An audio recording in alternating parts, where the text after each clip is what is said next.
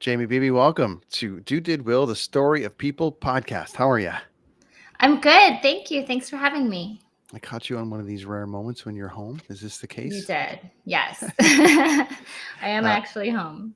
that's crazy. How much travel do you do in a year right now? What would you say is your travel Um, schedule? I try to hit like a new country a month if I can. I don't usually go to the same places over and over other than like Hawaii.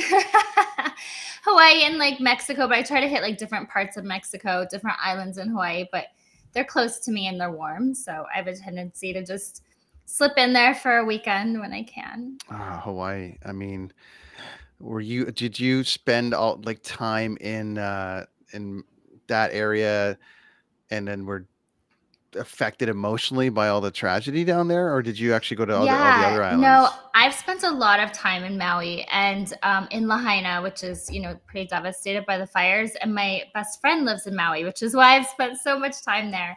And I was so worried about her during the fires. And, she knew a lot of people that, um, you know, were unfortunately killed during the fires or lost everything. And so it's really, really sad. Yeah, I've only been to the Big Island, but I have friends that go often, and certainly the pics that you put up from there look glorious as a spot to hang out. So I'm glad that it's kind of getting its tourism back, and some people are starting to make their way back, and hopefully it'll get back to an incredible place sooner than later. So, Yeah. but as mentioned, you travel a lot. You're doing a lot of things. This is Jamie Beebe. She is the host of two really awesome podcasts. One called Strictly Stalking, and the other one called The Last Trip. And she's also the creator of the Boyfriend Bikini Company, which is incredible. And that happens to be you on the cover there, which is It is. some great promotion there as well. And so we got lots to talk about today. And your Insta's really busy. There's just lots going on with you, Jamie. So why don't we start this thing off properly and tell everybody, what do you do? I do everything I can. I have two podcasts, like you said. I have Strictly Stalking, which I started first in January of 2020. And then more recently, I started my second podcast, The Last Trip, in November of 2023. Like, what year are we in? And in between that, I started a bikini company, and I also wrote a children's book, but it's probably not really for children, but I did that too. What what wasn't it about children? Well, I don't have kids and I really don't like know much about them. I haven't really Sure. ever, it's not my thing. Which I know whatever, but it's just not, like they're cool from far away, or not on my flight, not on, that kind of thing. Gotcha. But yeah, so I was learning Mid Journey, and I wanted to figure it all out. So I'm like, well, if I'm learning this, I might as well do something with it. So I wrote a book like using illustrations from Mid Journey, and it's hilarious. But I thought it was like a cute children's book, and my friends that have children were like, no, like this should never be around children.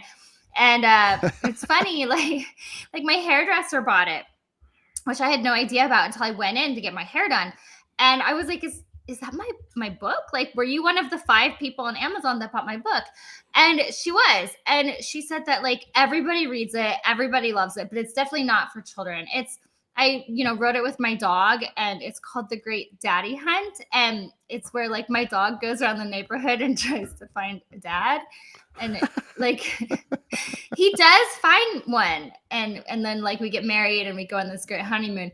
um yeah, I don't know, it probably isn't for kids. I thought it was cute, but it might be more adult driven. The Okay, so you don't have kids, but so when you're on a when you decide to write a kids book, which is just go for it anyways. Like, I mean, we can all be 4 and 8 and 10 when we need to be called on to do it. I mean, we don't want to grow up. We age, but that doesn't Yeah. mean we want to grow up. However, when booking your travel and booking some things and flights and particular things, do you have sort of are you on the no kid lookout zone? Okay, I'm not going there if it's heavily with families. It's what is it, March break? I'm not going there at that uh point. um Most of the trips that I take aren't really where families would go anyway. Right. I feel like I'm not going to resorts. I'm not like that. I'm backpacking, somewhere far away, or I'm like, and I prefer to stay in, Airbnbs or hostels or things like that, because I usually travel solo, so it's a better way to like meet people. Sure. Um, I'm more of like the back road traveler. Tell me about the pods. So there's, I mean, it's hard enough maintaining one podcast as this one is. It's a Yeah. weekly thing. Mine is more obviously. I do a lot of video and stuff because I just feel like we got to double down on all this micro content all the time. But you're in a space of true crime, and it's fascinating to me, that space, because it is absolutely ginormous, that space. Which It is. so I think both of them touch on it, but where do you want to start first? Like you started with Strictly Stalking, which is doing really, really great for you. And I am very intrigued by this show. So how does, Yeah. this isn't necessarily on the did portion yet about how you pulled it together, but tell me about the show, but what this actual show covers. So we interview survivors of stalkers. And so, there's a lot of people that don't survive stalking. People have said it's kind of a form of slow murder, unfortunately. And since it's not something that's really talked about, in fact, when I started the podcast, I wasn't really sure. I'm like, what's stalking? Like, is it even really a good, a crime? Like, what's happening? And as soon as I started looking into it and researching it, I realized like this needs so much more awareness. Like, the police, the laws are not understanding what stalking is. Like, it's a whole thing. So we interview the victims of stalkers in order to kind of create that awareness and to give them a platform in order to tell their story, because so often people kind of like put it down. They're like, oh, well, you're stalked because you're pretty. Like, it's fine. It should, you should be okay with that or whatever. Or they make people kind of feel like ashamed of being stalked, which is totally crazy to blame the victim. Or they're not believed a lot of times too, which is, stalking it's a pattern that you have to prove. It's just kind of such a weird crime. And then the discovery of putting that show together, you're obviously learning as it Yeah. goes. Now, do you have experience in this space? Like, I mean, especially even now, like, or has it come since you started the pod, or the fact that you are your own model on your website, and I'm just saying that can attract a certain type of person. So I'm curious, like, since you've started that, if you've now got experience with it, or you've had to No, put in. I haven't. So I've never had a stalker, thankfully. And it's interesting, like what you said about, now that I'm my own model, like I'm putting myself out there more. So would I have a stalker? The answer to that would be kind of like yes and no, because anybody can be stalked at any time by anyone. Like, there's people that are stalked by their parents, like as they age. Like, there's people that are stalked by family members, significant others. I mean, anybody. And if you are putting yourself out there more, especially with social media and stuff like that, there is obviously like a greater chance of just more people seeing you, and then more people means more mentally ill people, like Yeah. that would see you. But no, I haven't had any experience in stalking. The inbox must be blowing up, though, because you're covering a subject that, as you mentioned, it can be ignored, but also, like, you must get tons of cases. Like, I mean, how are you going to balance through them all to talk about them? Or I guess it just gives you more content and tons of things to be able to talk about. Yeah, I mean, we do have a lot of people that come forward and tell their story. I'm 1 out of 3 women, and I think 1 out of 6 men in their lifetime will be stalked or have been stalked or are currently being stalked. And so there are a lot of people that are being stalked, but it's one of those crimes that it's really scary to talk about and to come forward, because most of the time your stalker doesn't just go away. In order for them to stop stalking, they're either in prison, dead, or they've moved on to someone else, and Mm. none of those options are good.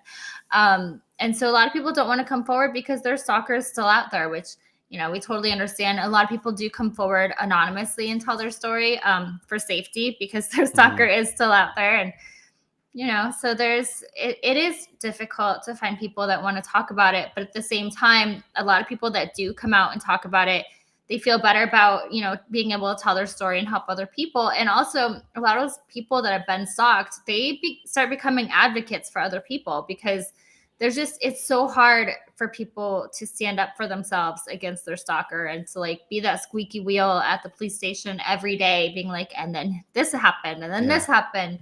It's not like one of those crimes where like, okay, this person came and stabbed me, now arrest them. It happens over time, and it's so crazy about like that. You have a second pod, The Last Trip. Dive into a little bit about that. This is a very intriguing one as well. I mean, this space is incredible, and you must be fascinated with this space as well.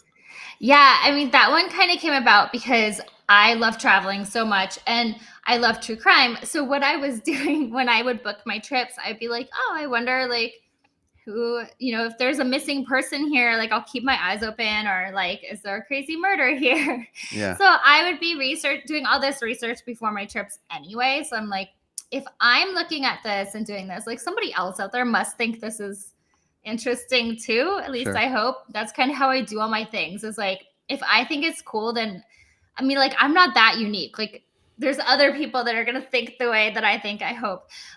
So if I think it's cool, then I'll do it, because somebody else will hopefully think it's cool too. So yeah, I research cases of missing and murdered people that were on vacation and traveling. And then that's, I do more than just the crime case. I like to talk about the place that they went missing or murdered at, and tell like cool stuff to go there. I've been to a lot of the places, or, give tips about what to do or not to do if you're there, and how to stay alive, stay safe on vacation. Well, or just in business and travel. I mean, holy moly, Exactly. I've been to some wonderful places in the world, but I've also been to, I had my own experience in Barcelona years ago on tour Really? with with a group, with a band, an artist, and we all did like an artist dinner, and we were walking away from the restaurant, and one of the people had fallen back and was just on their phone. And there's sort of, there's rules going into some of these places where it's like, hey, you got to keep an eye out, or whatever. Got to keep an eye on the political scene, etc. And we just heard this yell, and we looked back, and it might have only been maybe 50 meters or something behind us, and that person had already been beaten up, robbed, passport taken, and they were a bloody mess. And it was just like that. And people they just look at the building and look at this, and they just get caught up in the scenery of where they are in the world, as romantic as it is, or as wonderful it is. And then there's this underlying thing in every single city, not just in Barcelona or Mexico or anything. It's in New York, it's in LA, it's in Toronto, it's all over the place. But wow, people really got to be careful out there. So I think that's going to be extremely informative listen for people. Is that? Yeah, and different places have kind of like different crimes that people should watch out for too. Like Barcelona is known for getting your stuff stolen, for getting robbed when you're walking down the street. Like I was there a couple months ago. I probably saw 5 people get robbed in the middle of the day, in the middle of the street. But they were like holding their phone out and like doing, things touristy that stuff. I wouldn't, things that I wouldn't normally do. And somebody would just come by and whoop, there's their phone, or like put their bag on the back of a chair while they're eating. Like, don't do that. Like, why are you doing that? Someone's going to come by and take it. There's certain things that you have to think about. Whereas like Australia has very few robberies. Australia is like super safe in that way, but like there's other things to watch out for, snakes, like the fact that every spiders. single thing in the planet, every single thing in the world will kill you down there in some capacity. It's great. I mean, a lot of that, but also like most places that you're going to go in Australia, like you're not going to run into any of the wildlife that's going to kill you. But I would be like, I'm headed to the outback. I'm in the bush. Like, of course I'm going to go like, where's the poisonous snake? Like, or the cassowary, the most dangerous bird in the world. Unbelievable. Yeah, there's some really cool stuff. I went down to Australia a couple of years ago, and it was like I was just researching all the things that could kill you down there, and everything but the air. But yeah, well, they're the number 10th country for serial killers. We're number 1, United States. Hey, So I mean, but there's other things, but like robberies and stuff, Yeah. like that are pretty rare in Australia. But like if you leave your stuff in an inexpensive hotel room or a hostel, like you might get your stuff stolen there. But it's every state or every country kind of has like their different crimes to watch out for. It's kind of I cool.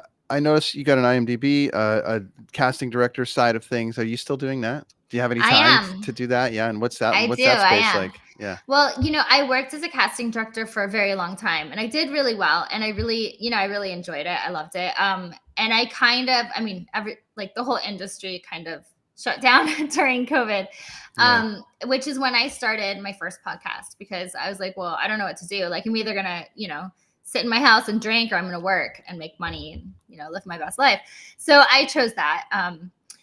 To work, not, not yeah, just in yeah. my house and drink. But A lot of people did though. yeah. But yeah, so I wasn't doing any casting really at that time, not as much anyway. And so when I started doing other projects, I was like, I really need to hit like the more creative side of things and like just do what makes me happy. And so I still do casting, but I choose cool things, like things that are cool to me or like producers that I've worked with before that I really like to work with. So I am busy doing casting still, but I don't take like random stuff that I wouldn't want to watch, if that Sure. makes sense. Like I have a little bit more leeway in what I want to I've got casting people in my life, and it's a fascinating space. I could do a whole episode just on that.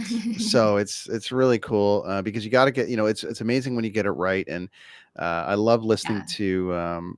There's a couple pods like when they were talking. The Talking Sopranos was great because Michael would Imperioli would break down Sheila Jaffe and like kind of break down the process of how they Yay. casted people. And then you listen to like the rewatchables with Bill Simmons and they'd break down movies and sort of who was supposed to be cast and who didn't. It's just fascinating to me when it's right. And then when people suggest somebody else that was supposed to play that role, you're like, I don't even know, like it's the 25th anniversary of The Sopranos right now. And it's like, oh, Artie was supposed to be Tony. It's like, I can't see it. I can't see it. You Yeah, know what I I mean? mean, And this, especially once you've watched it, you just get yeah. used to seeing that person as that person. It's amazing. And one casting question for you because we got lots to cover. But Yeah. w- what's the advice on a character that might have had a legacy kind of show and everyone knows them as that person, and then they've got to completely reinvent themselves onto a new thing. And some people can do it well, but then I look at like Jason Alexander, who's is obviously was George on Costanza, but anything he tried to do after that, it was just like, well, there's George, and he could never really get out of it, even though he's a big Broadway guy. There's some people Yeah. that just can switch over, and people will accept them. Maybe Kiefer Sutherland, somebody like that. People just accept them in that new space, no matter what they're doing. And then there's others that are like, I don't want to see them play anybody else but that character. How do you pass that on to your clients and say, you know, I mean, you've got to do it different? I actually think that has a lot to do with agents and managers. And I don't know if what I'm going to say is how other people feel, but I think once you've done this like character actor role, I think if you want to go outside of the box, you might have to take just some totally different set. Like if you're known for doing comedy and you're amazing at comedy, and you think that you can do some horror film or drama or whatever it is that you want to do, leading man in a thriller, let's say, and you've been doing comedy and you're kind of a character actor, you might have to take something that is more indie on the indie level to prove, not to prove, but like to show that you can, Yeah. do this other style or something. And I think a lot of times agents and managers, once you've made this big name for yourself doing this one thing, they're like, cool, the money's coming in. Like, let's just hit it. And if that's not what your heart is, then like, don't do it. Like life isn't always just about like the next dollar. Like you might be the best leading thriller man in the world and you've been doing this comedy that you're not into. So like go do it. You might have to kind of rework your way of doing it or write your own script, do your own thing. I mean, there's Mhm. so many ways. Like if you want this thing up here, there's like a million little paths to get there. Like just pick one and do it. And if it doesn't work, then just go pick the other one. Like How do you There's fit a it in? solution to everything. How do you fit it in to your schedule? How do you fit it into your schedule? You personally, how do you fit in that on top of it? You know, honestly, I quit drinking like a year ago. And I wasn't really drinking a lot before that. Ah, nice. I wasn't really drinking too much before that, to be honest. It just wasn't, but I was drinking enough to where, like, on a drinking night with my friends, like, I would, we'd do happy hour like 5 o'clock. I'd be drinking and out, just like doing nothing with my life from like Sure. 5 till what, 2 or whatever. And then I'm not waking up again until like 10 a.m., 11, then I'm slow and I'm like, this cannot be my life. Like, I'm wasting just so many hours doing drinking. Like, it seems so pointless. Um, so yeah, so I quit doing that. It And really adds hours to the day. it does, and I don't date. I haven't dated. I won't say I don't date. I would like to. I haven't dated. I've been single for 4 years. Okay. And I also took like the last couple of years off of dating. I've tried. I've given it a good shot, but again, like, it's just not working for me where I want it to work. So I just kind of keep putting it on the back burner. And if you're not drinking and you're not dating, like, there's literally 24 hours in the day That you gotta fill. I know. so much It's time. so creative. It's almost like a how do I explain or how do I say it? It's almost like one of those things now where it really sets you up to date next because It you've does. you've built all this stuff and it's like, hey man, you got to fit within what I got going on. I got 2 pods. Like, this bikini company's about to blow up and take over the world, and there's this, and like you've got to fit into this space. In LA, I Yeah. would imagine that would be like equally hard on both sides because the people over on the other side are like, well, no, you got to fit in my space. You got to fit in You, my space because I'm acting or I'm doing this and I've yeah. got that. And so the balance must be crazy. So yeah, just travel and forget it all. Yeah, pretty much. I mean, I found dating in LA is just super hard because I think that the men that I'm meeting, I guess, like, they put women in like this box, like, this is what you do, this is what you're supposed to do. And somebody told me recently, like, that I'm not the type of person to compromise. I'm like, right, I'm not. Like, I'm not going to Why? compromise my boundaries, my values, my goals, like, none of that. And it was actually a dating coach told me that. And she's like, well, you have to compromise. You have to settle. I'm like, do not use the word settle around me. Like, I have my dog. Like, I'm so happy. Like, I hang out with my friends. Like, I don't have any stress, like any man stress in my life. So I'm not sure why I would, change that. So yeah, I'm just not going to compromise. So I guess that's what you're supposed to do in LA is like compromise and settle if you're a girl. I think LA is where you put your head down, but you Yeah. like you're traveling and Yeah. there's Amsterdam. I think we were in Amsterdam at the same time. If I recall, I Really? was very close to you were maybe they were old photos you were posting, but I think they were No, pretty close at the time. We I didn't was know each there other a then, couple but months ago. we were trying to set up this interview for a couple months now, and our schedules Yeah. have been a little wacky. So all right, let's get into the did portion of it because there's just a lot to cover here. How did you do it? Let's start with the bikini side of things. Considering we're on Cool. the subject of men and breaking up Yeah. and all that side of it. So the name of the company that you've created is called the Boyfriend Bikini. Yeah. It says read the caption to find out, but let's call it. Let me ask you, why did you name the company the Boyfriend Bikini? Okay, so I had been in a horrible relationship with the narcissist, abusive, domestic violence, the whole thing, for a long time. It's difficult to leave a relationship like that for a lot of reasons that I won't get into. But I finally did leave. I escaped that February 14th, 2020. I'm gonna think about what year. So it'll be 4 years.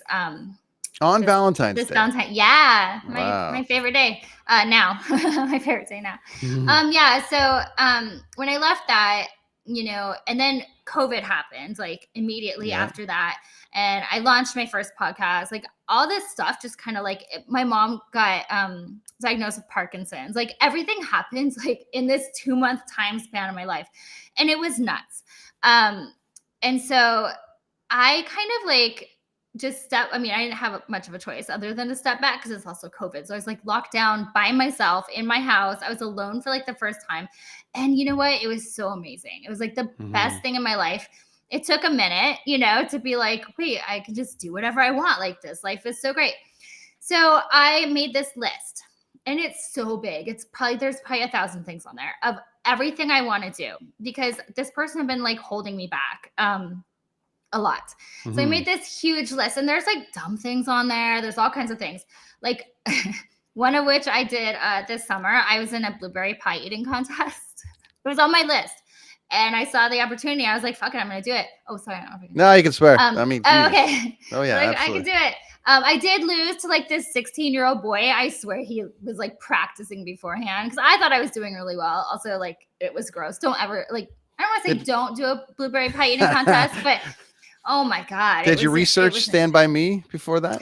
I love that movie. I know. I mean, I would have done any kind of pie, but yeah. So I made this huge long list, and I mean, it's jump out of a plane and swim with sharks, but it's Mhm. also like little things, like go see every museum in LA, like all this stuff. So and one of those things was to start a bikini company, because it was one of the things that has just been on my mind forever and ever.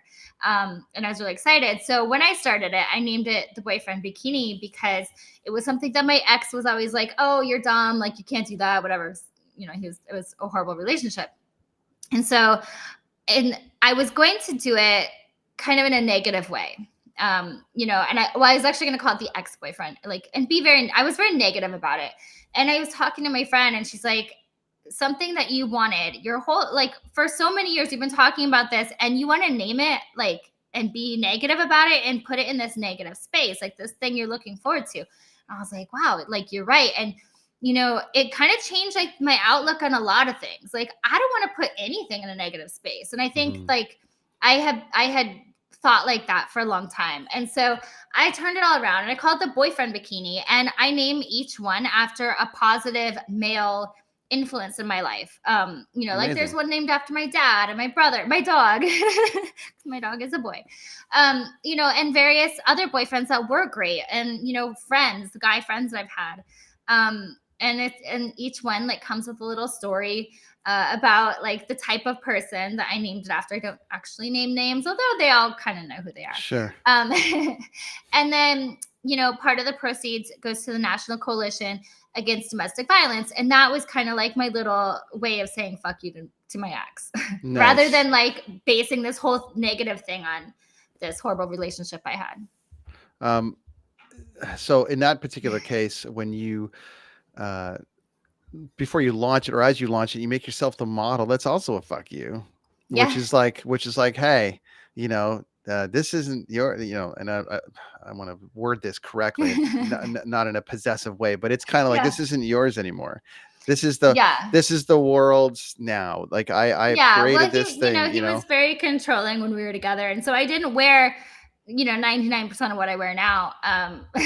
Like he would be like, "Oh, you have to dress classy," which to him, classy is like, I don't know, turtlenecks and like blazers and shit, and that's just not me. Like I want to just live in a bikini and crop tops, which is what I do now. Every day, pretty much. I'm like bikini and crop top girl. Give me a pair of bell bottoms and a crop top. Like I'm good to yeah, go. Cut off absolutely. shorts. So yeah, I changed a lot. I changed everything. I just started living only for myself. Like I make all my own choices, and it's only based on what I want. These are all the different ones you've got. I've kind of put it on the screen here, but you've got emotionally unavailable, puppy love, the little brother, daddy issues, the rock star, class clown, Mr. Nice Guy, mystery man, hubby in law. It's great. Love bomb, first Yeah. love, and the fuck boy, which I'd imagine is you relatively know, popular right now in the space. But that guy taught me a lot. I would say that guy taught me a lot. He's not a bad guy. Like I know that term has kind of like bad connotations, but I learned a lot. I learned a lot about a lot of things. own that shit, man. And people just we're in a space now. People need to own what they're into, and that's what it Yeah. is. So there we go. Yeah. Um, good on you. And as far as where the space is, like where you are now, and then you have to learn about the clothing market. Oh Is yeah, I was clueless. it's strictly is it strictly online business? Like what's the premise here? What have you learned at this point? That's gonna take it. Have you found it to be massively I learned successful right away, or was it a grind? no, I mean, I've definitely sold quite a few, which is awesome. I learned a lot. Like, I boobs are all different. Like, Sure. that's I didn't really realize how different every boob is. Like, it's crazy. I just figured, like, oh, if you're covering the nipples, like, you just need something to cover the nipples, like, right? And Hmm. no, like, boobs are insane. There's so much insanity behind. They're all just completely different. So that was like my main takeaway from starting a bikini Yeah. company. But Did you do any prior research, like speak to men and be like, how why would I different? speak How to no? men? How different are boob? Well, because some, if you've got someone that might be, how do I explain that? Relatively promiscuous in this situation where it's like, tell me about the different boobs of women that you've been with. That's what I'm saying. You're like, you didn't know the different ones or whatever. I'm No, just saying it would I be I spoke hilarious. to women about their boobs actually. Okay. No, I did. I reached out to a lot of my friends because I mean they're all just like I said so different. I'm like, hey, like can we all wear like the same type of top? And Right. everyone was like, absolutely not. Um, so I just had to kind of make a choice, and so I just kind of built like my personal perfect bikini. And I do think that theoretically it does and can fit anyone. It's whether you feel comfortable in it or not. Mm. It's very small. There's not much to it. It's a very small bikini. And that's kind of the point. Like I travel a lot and I'm just kind of like, well, I would rather wear like less. And in other countries, women's bodies are perceived differently in every single country. Like there's some countries I can walk down the street practically, or Yeah. be at the beach practically naked. No one cares. No one's going to look. And there's other countries where I'm fully clothed and people are still looking, and it's a problem. So I just feel like do you, and if you can wear the least amount as possible, then do it. What kind of feedback are you getting though from speaking to that point about the different sizes and the different shapes and Yeah. everything that has to fit into your product? Uh, Obviously, maybe we can get into the will side of it, where you want it to go. But what kind of feedback are you getting from women about this product, saying it's perfect for me, but my best friend wants to try one and she needs one that's more like this? You Yeah, know, and I've gotten good and bad feedback like that. Like, oh, like this will never fit me, or like this fits perfect. I mean, I think that's just with anything. Like, I can't sure, make every style, every size, everything. So I just chose one and like went for it. yeah, And that's it. Like, and I don't feel.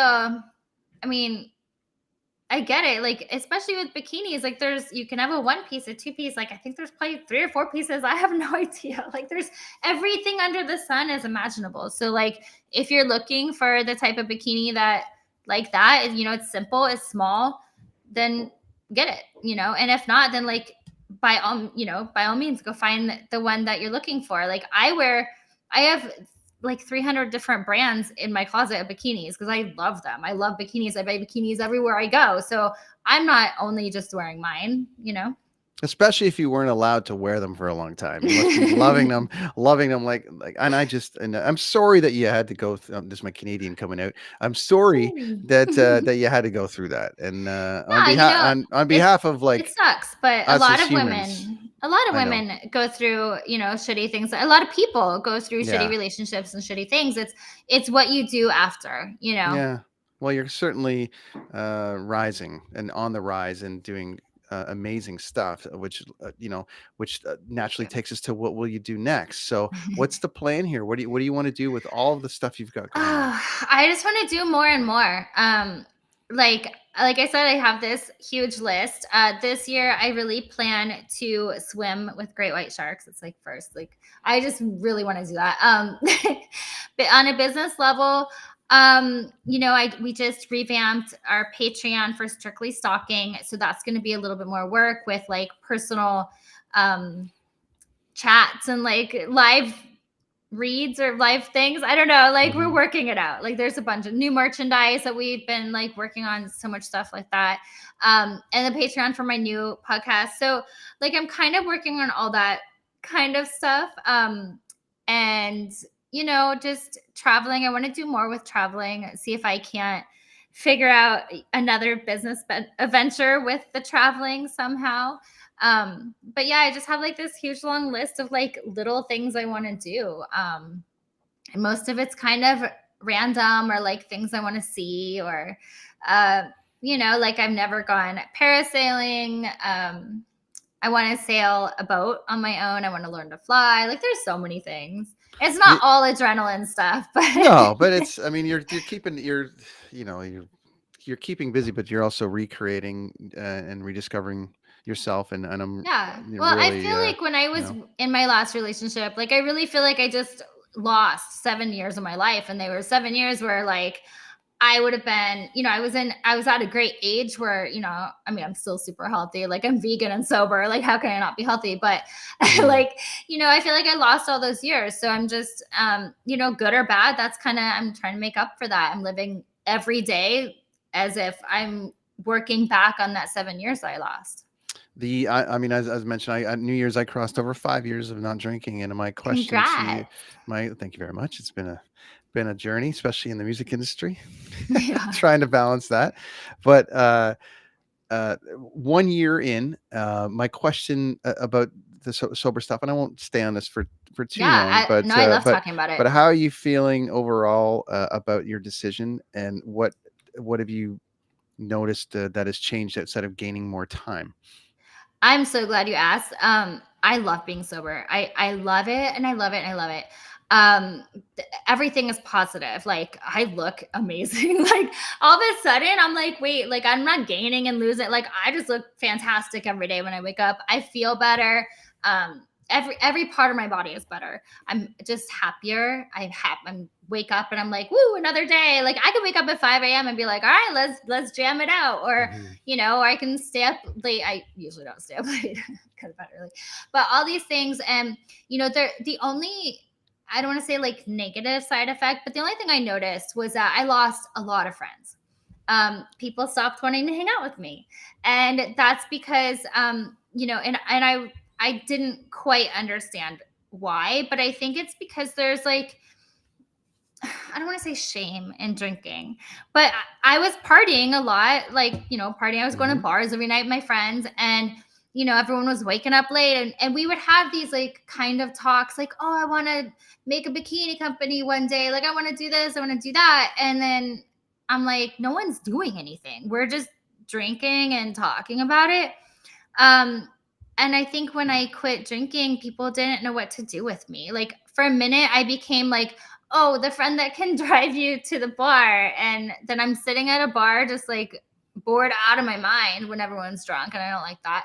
And then I became like the hiking friend. Like Yeah. hiking's great, but like, I don't fucking want to hike every day. Like No. I became like the Monday friend. Like when you're kind of hungover and like, oh, I never want to drink again, I'll call Jamie and see what she's doing. And like, that's not the friend I want to be. Like Mhm. I can go to museums. I went out to the Magic Castle in Hollywood last night. Like there's so much more to life than drinking, but it was really isolating at first. It was really, really isolating. It's unbelievable. I touched on it last week when I came back out of the thing. I did an episode dedicated to it, but I've touched on it quite a lot over the time. And maybe that's a whole separate episode I'll have you on for I love talking about being when sober. we I get love into it it, so much. because it is uncomfortable for others because they don't necessarily, as you mentioned, know how to handle it, and it also makes people face their own things. Going, oh Yeah. man, I don't know how she did it, and now I can't be around her because I just, Yeah. it's so tough. One of my friends said It's it so makes tough. it makes everyone uncomfortable when everyone's drinking and I'm not. Well, And I check was this out. like, There's a new okay. place there's a new place here in Vancouver that just opened, and I just did an episode with them, and it's a fully non-alc bar. And you go in, and Yeah, it's I've been to a every couple of single those. product is pretty fun, and it was just a cool vibe. It set me up nicely for New Year's because I was going into New Year's a little bit stressed out because I was, one thing that, and I don't know if you experience this, but when in that first year, it's about days, and then you hit the first year, and then it's a year, and so after a year, I stopped counting days. It was really about, there's the first year. Oh Now I'm yeah. just going to plug away to the second year. But the funny thing is when I got to October, November, I was like, shit, 5 years is coming. Now 5 now becomes like this new zero. So I Really? was sort of, well, for me, I was like Yeah. I was sort of minorly Interesting. stressed out going into 5, going, so now what? Because 5, because 10 years seems like an eternity, just like when a day one, 1 year seemed like an eternity and 5 years seemed like an eternity. Now at 5, I've got crossed over 5 years. I actually went into New Year's a little bit stressed out about it, where I was like, man, do I have this? Can I go have a drink now? Can I Wow. go through the process? Whatever. I was going through it in my head because there was Yeah. just some things of like, have I brought the tools into my system to be able to work through it? And it kind of stressed me out for a little bit. And it was that sober bar that actually put me into a good space. Interesting. And here we are. So and so congrats on 1 year for you. Thank you. And you absolutely look fabulous. And Yeah, that's really what as you solidified mentioned, the whole weight thing solidified it for me because I would like drink and get kind of like, oh, I feel gross, and I look back, and then I would like not drink and not eat, which is like super dumb and not healthy. And now I'm just like, I can just, I mean, I also became vegan in that time. So I just eat vegetables all day anyway. No, but now I could just eat all day. Like it's just, there's so much balance for me with not drinking. there's a I love glow. it. There's also a glow. I've got friends that have stopped. There's a glow that comes Oh into yeah. space Your whole face that changes. gets projected and everything. And so, hey, to each their own journey. But kudos and congrats. It looks like you've Thanks. made all these incredible changes and progress in your space. And Definitely. congratulations on that. And making the time to come on this show, and I really appreciate it because you're super busy. Maybe we'll cross paths out there one day. I mean, we seem to be in a Totally. lot of the same places. Last question for you: where's your favorite place that you've traveled to? Oh gosh. That's not Hawaii. No, you know what? I would either say Cambodia or Mm, Guatemala. interesting. I haven't been to either one of them, but I love both so much, so much. And the only country I felt uncomfortable in, we'll say, I don't want to use the word unsafe, but I mean I travel alone as a girl, so yeah. sometimes was Colombia. Yeah, It's I mean, gorgeous I there love though. I South loved America, it. but I'm also I'm not necessarily alone in that case. I'm with a tour or with and there's a group of us, Yeah. and we have security, and there's a few things. So it is a little bit safer for me in that space. But I understand what you're saying. There is definitely some moments where you're like, man, this feels weird. You know, Yeah. it Yeah. feels weird. Tell everybody where they can find you online, the Yeah. two pods, and where everyone can search for you if they need Sure. to. I'm on Instagram. I'm FeatherGirl77, and my podcast Strictly Stalking is Strictly Stalking Pod, and the last trip, my other podcast is I think the last trip podcast Yeah. on Instagram. I think so. And the Boyfriend Bikini is the Boyfriend Bikini on Instagram, or also www.theboyfriendbikini.com. Awesome stuff, Jamie. Thank you so much. Do Did Will, the Story People podcast with Jamie Beebe, entrepreneur, podcast host, world traveler, vegan, sober, happy, beautiful, wonderful. So thank you so much for the time. Thank you. And that's Do Did Will, the Story People podcast for another week, my friends. We'll see you next